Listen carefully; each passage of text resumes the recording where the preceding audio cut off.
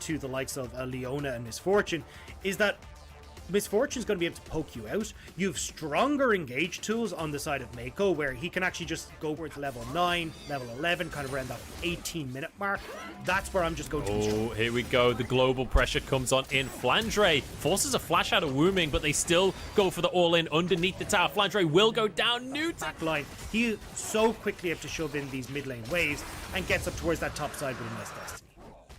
Or you can abuse him like everyone else has on Twitter, and that's the better option. But mid lane Wooming does get cut out. Yeah, Wooming in a bit of trouble, but here comes Gallagher. It's way too late. Wooming just removed from the play. Great taunt comes out from Colt, though, to answer. EDG still on top of the play, though. Solar Flag goes They've got a lot of options if they want to hold on to it. Wooming's been caught. Shockwave comes on through, and once again, Wooming is just removed from the game. It's important to address the fact that OMG getting that first big, we are only going to have Cloud Souls today. Fighting, just toying with the idea of fighting. Herald is still up right now. Flandre's pushing the entire time. Look at mid. Mid does have teleport if he needs it. Doesn't look like EDG are actually... Oh no, his hookshot warshot gets interrupted. And he's taken down. That is the power of the Gale Force right there. Viper dashes on forwards. Aki will grab the Herald. It looks like he'll get away with it as well. But it'll be at the cost of this mid lane tower, I expect. Exactly. You've got mid lane priority here for EDG. They didn't decide to contest it, but with the health bar there and the numbers advantage here for EDG, they're going to be able to take that. So now for all... I mean, if OMG are going to contest River like this, they're certainly going to. Well, they're going on to Mako to start this one off. Mako is damn tanky. Bullet time does so much work. Aki trying to get away with his life. He's got new for reinforcements here as the curtain call comes out, and Eric does manage to hit the third, hits the fourth shot, and that's going to be Wooming to grab a kill. Aki jumps over the wall, keep himself alive as Cold goes down, and this is looking great for EDG. Wooming completely out of mana and alone in the river. He goes down as a double goes the way of Viper, and in his debut game in the LPL, Viper's already got a hat trick. I mean, this is looking... You lost the fight at the bullet time about 10 minutes ago. Give up. Just move on. Accept that they've got the drain. And he has no mana either. Like, when he gets in there, it's just like, I either pull this gold card, which builds the rocket belt.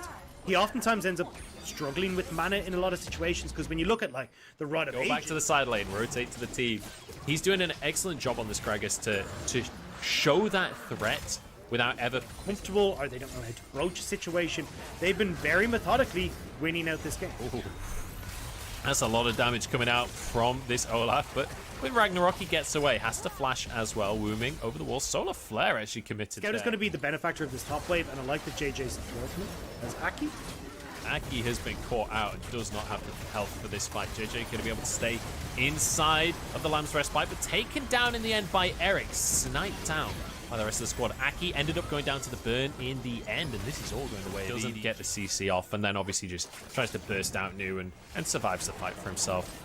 Viper managed to find a pick here onto Aki. Wooming is out of position as well, and we're getting to the point in the game now. A slow, methodical stranglehold on OMG, and it's really difficult for OMG to come back, especially when EDG, as we said, are dictating. You've got a lot of these members that are coming in where Wooming had played on Rogue Warriors, but was second to Ruby, had some good games, but certainly needed to be directed by the team. And Eric as well, unfortunately. This hasn't been a bad game for EDG Eric. Are like, oh, you want to take a tier 2 at the top lane? We'll trade it for your bot in him. I don't think this is a trade that you want. They've got Baron to work with. This is incredibly difficult for OMG to do anything about. And now a TP comes on through from Flandre, or it might even be Scout. I'm not even sure. Viper jump in on forwards. Actually used his Gale Force there just to try and force the fight onto Eric. The 4 shots go through, but Mako is more than happy to tank it.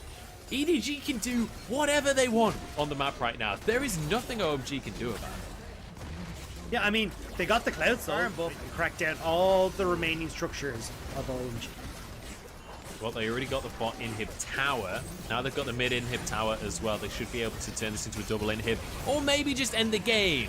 They're just going to knock Nu into the middle of the team fight. We'll survive for now, but the bullet time just shreds OMG.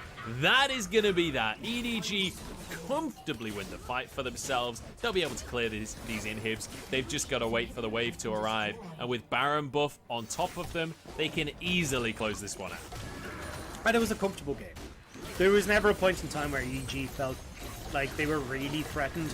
JJ did a fantastic job of controlling the early game and continuing that in towards the end.